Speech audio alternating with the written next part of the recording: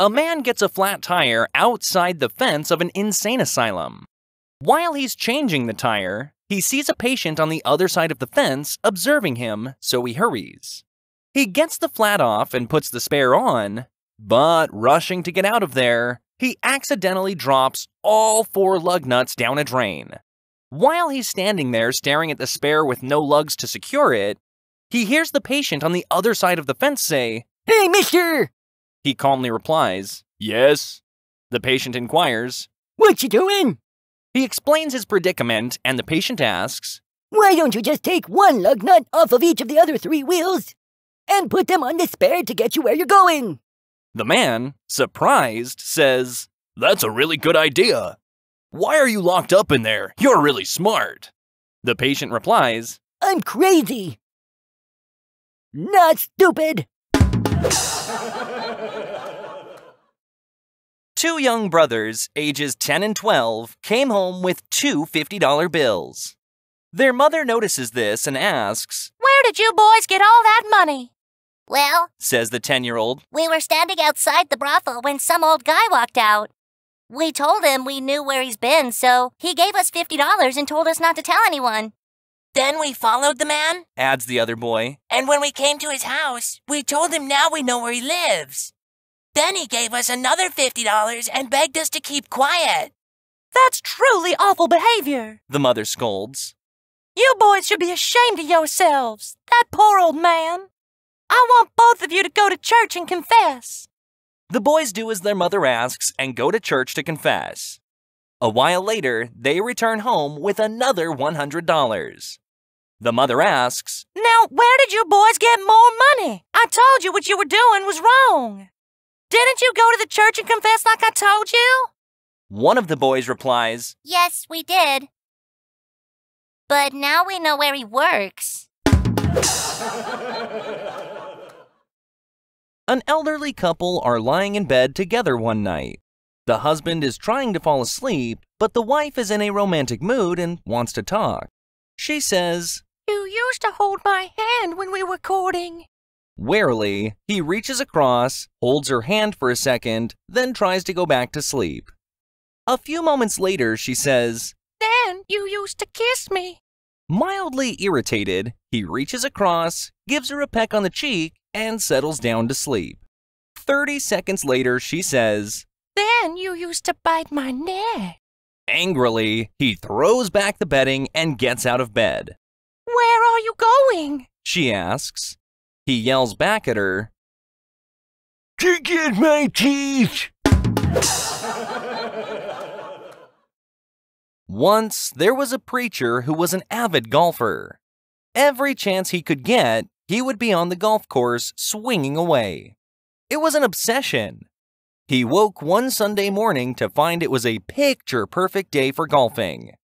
The sun was out, no clouds were in the sky, and the temperature was just right. The preacher was in a quandary as to what to do, and shortly, the urge to play golf overcame him. He called an assistant to tell him that he was sick and could not attend church, packed up the car, and drove 3 hours to a golf course where no one would recognize him. Happily, he began to play the course. An angel above was watching the preacher and was quite perturbed by his actions. He went to God and said, "Look at the preacher. He should be punished for what he's doing."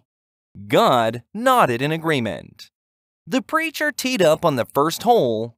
He swung at the ball, and it sailed effortlessly through the air and landed right in the cup 250 yards away. A picture-perfect hole-in-one.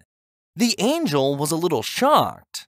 He turned to God and said, "I beg your pardon, but I thought you were going to punish him." God smiled and said, "Think about it. Who can he tell?" 2 blonde carpenters are building a house. One is on a ladder nailing. She reaches into her nail pouch, pulls out a nail, looks at it, and either tosses it over her shoulder or proceeds to nail it into the wood.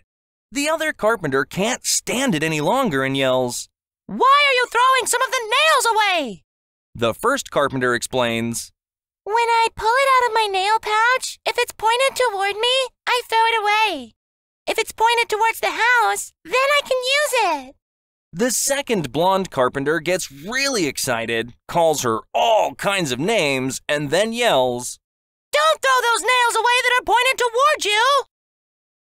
They're for the other side of the house! A man is on trial for murder, and if convicted, will get the electric chair. His brother learns that a redneck is on the jury and figures he would be the best one to bribe.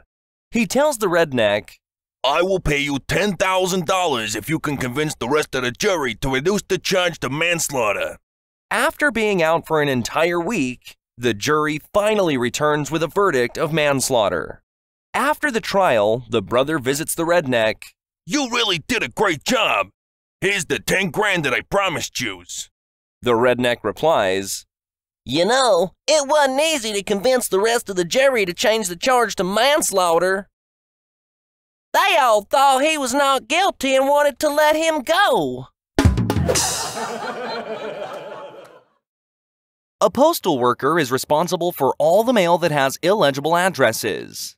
One day, a letter arrives addressed to God in a shaky handwriting with no address.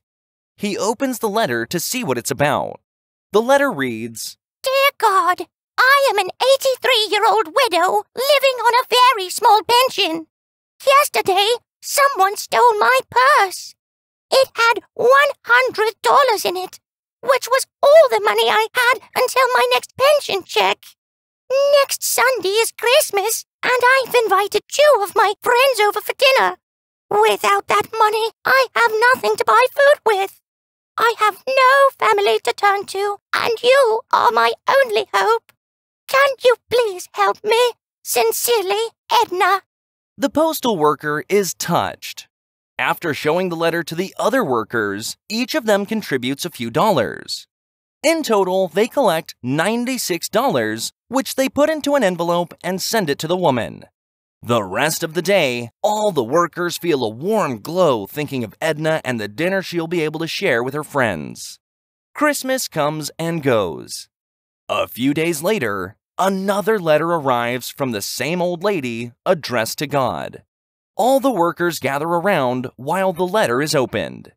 It reads, Dear God, how can I ever thank you enough for what you did for me? Because of your gift of love, I was able to fix a glorious dinner for my friends. We had a very nice day, and I told my friends of your wonderful gift. P.S. There was $4 missing. I think it must have been those thieving scoundrels at the post office. A local business is looking for office help. They put a sign in the window saying, Help Wanted. Must be able to type, must be good with a computer, and must be bilingual. We are an equal opportunity employer. A short time afterward, a dog trots up to the window, sees the sign, and goes inside. He looks at the receptionist and wags his tail, then walks over to the sign, looks at it, and whines. Getting the idea, the receptionist gets the office manager. The office manager looks at the dog and he's surprised to say the least. However, the dog looks determined, so he leads him into the office. Inside, the dog jumps up on the chair and stares at the manager. The manager says, I can't hire you. The sign says you have to be able to type. The dog jumps down, goes to the typewriter, and proceeds to type out a perfect letter. He takes out the page, trots over to the manager and gives it to him, then jumps back on the chair. The manager is stunned, but then he tells the dog, The sign says you have to be good with a computer. The dog jumps down again and goes to the computer. The dog proceeds to demonstrate his expertise with various programs. He produces a sample spreadsheet and database and then presents them to the manager. By this time, the manager is totally dumbfounded. He looks at the dog and says, I realize that you're a very intelligent dog and have some interesting abilities. However, I still can't give you the job. The dog jumps down and goes over to the Help Wanted sign, then puts his paw on the part about being an equal opportunity employer. The manager says, Yeah, but the sign also says that you have to be bilingual. The dog looks at him straight in the face and says, Meow, meow.